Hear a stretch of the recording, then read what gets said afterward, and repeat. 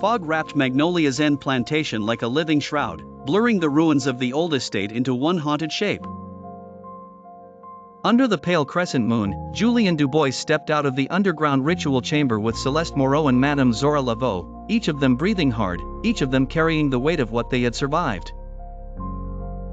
Julien's scar burned beneath his skin, a reminder of the decade he had spent chasing the shadow of Amelie's murder. In his coat, her journal felt heavier than paper should. Celeste kept her camera ready in one hand and the orders ledger in the other, its pages holding proof of crimes. Zora gripped her serpent skull staff, her talisman faintly pulsing as if the spirits themselves were listening. 9 victims had already died. The 10th sacrifice had been meant to be Julien. The altar was destroyed, but victory felt incomplete. Vincent Devereaux and his cloaked followers had vanished into the plantation's shadows, and Julien knew men like that never fled without a second plan. They crossed the overgrown courtyard in silence broken only by the wet hush of the Mississippi nearby. Julien led with his revolver drawn. Celeste's flashlight cut thin white paths through the mist. Zora walked as if the dark itself knew her name. "He is not done," Julien said. "Devereaux will kill again if he needs to." Zora's eyes narrowed. "The Loa are angry," she said, "but greed makes fools blind. Find him before the moon sets." Her staff struck the ground once, and the pulse that followed seemed to guide them toward a derelict chapel leaning at the edge of the grounds. Inside, the pews were splintered and the altar was marked with crescent carvings. Devereaux stood alone at the far end, no mask now, no followers around him, only his torn black suit, his wild blue eyes, and a bloodied knife in his hand. Around his neck hung a fresh crescent medallion. "You have ruined nothing," he said.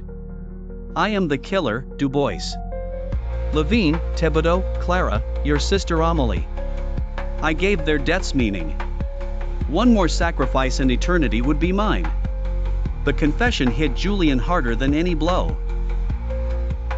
For 10 years he had hunted a mystery, now the face behind it stood in front of him, breathing, smiling, and calling murder fate. "You are no god," Julien said, leveling the revolver. "You are a murderer. Amelie's blood ends this." He fired. Devereaux threw himself behind the altar and the shot shattered wood instead.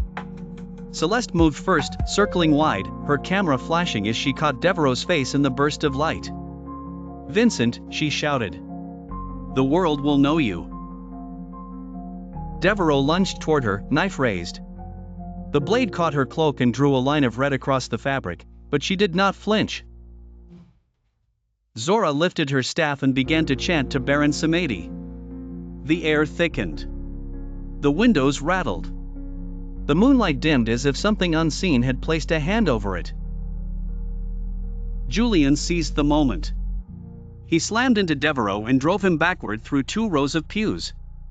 The knife spun away across the floor.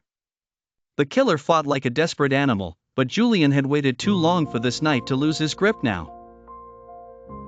"For Amelie," Julien roared, and his fist struck Devereaux's jaw. The medallion tore free from the killer's neck and clattered across the floor beside a small pendant Julien kept hidden in his pocket. The last thing his sister had ever given him. For a heartbeat, the 2 pieces of silver lay together like a final answer. Devereaux laughed through blood. "The moon sees all," he whispered.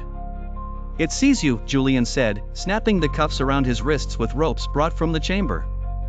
Zora's chant faded. The chapel seemed to exhale.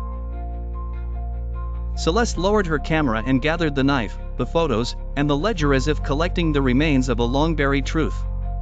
"We have him," she said quietly. Julien looked down at the man who had haunted him for years, now bound and broken.